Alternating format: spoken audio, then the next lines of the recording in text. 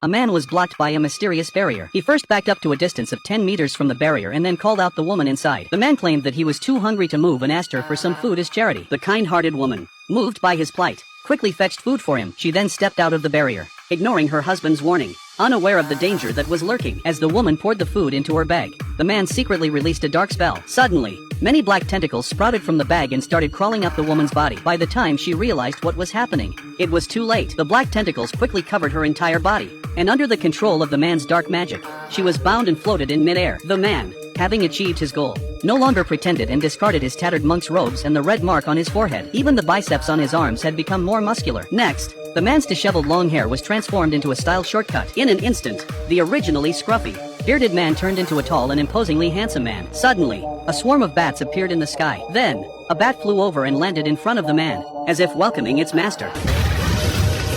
The woman was placed on the back of the large bat. The man also took his seat in the pilot's position and prepared to take off. Everything was ready. The large bat, with its long legs, walked up to the edge of the cliff and then leaped off. With the cushioning of the wind, the bat flapped its massive wings and quickly ascended. Just as the man thought everything was fine, a giant rock suddenly attacked him.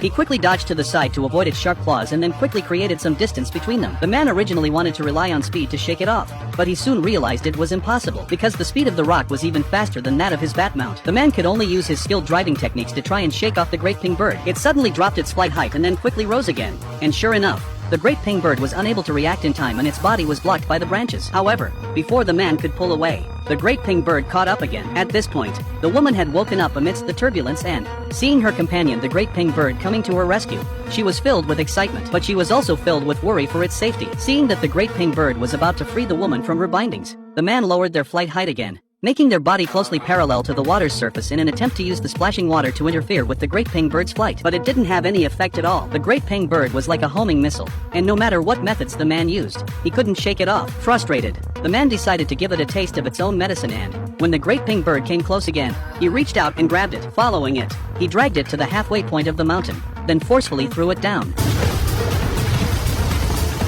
Fortunately, the great ping bird had thick feathers to protect it, preventing it from being splattered into meat paste. However, its legs were still broken from the powerful impact. Despite this, the great ping bird did not give up on the rescue attempt. With tremendous pain, it took off again, flapping its wings desperately to catch up. Seeing the great ping bird still pursuing him, the man was infuriated and decided to kill it. He summoned countless bats, which launched an attack on the great ping bird. Although they couldn't harm it, they managed to temporarily pin it down. This was exactly what the man wanted. He controlled the bat steeds, made a U-turn in the air, and came to a stop directly above the great ping bird. The man stood up from the neck of the huge bat and conjured a large, curved dagger in his hand. With a leap, he cut off one of the great ping bird's wings. The bat mount skillfully catches the man. The man puts away his large curved knife and sits down again. The man is the demon king Ravana. He only abducted the woman for her beauty. Little does he know that he will pay a painful price for it. At the same time, the great Pakistani eagle, missing a wing, falls from 10,000 meters high, already injured. It has no hope of survival. At this time, the woman's husband also arrives. He doesn't have time to bury the great Pakistani eagle, so he hurries forward, but it's too late. Looking at his wife's disappearing figure, the man falls to his knees in pain. He swears secretly, the revenge of killing a friend and stealing a wife. He will make the demon king Ravana pay with his life. The man actually threatened to force the sea to make way for him. He slowly drew out an arrow, then began charging a powerful skill, followed by a surge of golden energy gathering towards the arrow. Perhaps sensing the impending danger, the originally peaceful sea suddenly started to boil. The sea god then revealed his true form. However, in the face of the man's coercion, the sea god surprisingly showed great understanding, for he knew that the man resorted to such measures only to rescue his wife across the sea. The sea god offered to help him reach the other side. He instructed the man to write his name on a stone, then throw it into the sea. He would make the stone float on the water's surface, allowing them to follow the stone to the opposite shore. With the sea god's assistance, the man ordered his men to act quickly. As directed by the ocean god, they inscribed the names on the stones and tossed them into the sea. To their astonishment, the stones did not sink but floated to the surface. Following this, they embarked on a mountaineering endeavor, working together to transport the stones to the coast. Through their relentless efforts, a bridge made of stone quickly took shape across the sea. Upon Rama's arrival with his army of monkeys, they faced off against the demons led by the evil king. A battle seemed inevitable, but unexpectedly, the demon king ordered the release of Rama's wife. The woman, unable to believe her freedom was true, fled to her husband when the demon king signaled for her to leave. Rama eagerly rushed to embrace his wife, but just as they were about to be reunited, the demon king's henchman, the lighting man, intercepted her.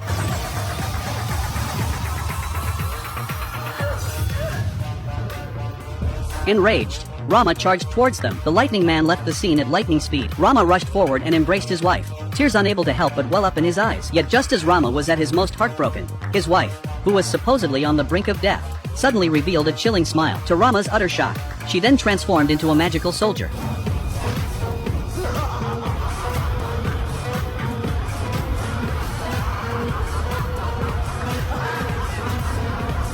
It was then that Rama realized everything had been a trick played by the Demon King to toy with him. Rather than feeling angry, Rama was relieved, for it meant his wife was still alive. With a newfound resolve, Rama charged towards the Demon King to fight him to the death and save his wife. However, the Demon King had no intention of facing Rama himself. Instead, he merely ordered the Lightning Man to keep them entertained while he mounted his fat steed and returned to the Demon City. The Lightning Man swiftly approached Rama and the others, zipping around them at speeds they couldn't keep up with, leaving Rama and his allies unable to react in time. Several of Rama's teammates were knocked to the ground by the Lightning Man. Despite the remaining group huddling together warily, they were still full of holes against the man's blinding speed. In the end, they were picked off one by one. Determined not to be at the receiving end anymore, Rama signaled to his brother to coordinate with him. He pretended to show a weakness, drawing the attention of the Lightning Man. His brother then seized the opportunity to launch an attack, but to their surprise, the Lightning Man not only effortlessly dodged the arrow but also took advantage of the situation to eliminate Rama's brother. Enraged by this, Rama suddenly closed his eyes, relying on his powerful sense and the flow of the wind. He finally caught a glimpse of the Lightning Man and delivered a fatal blow.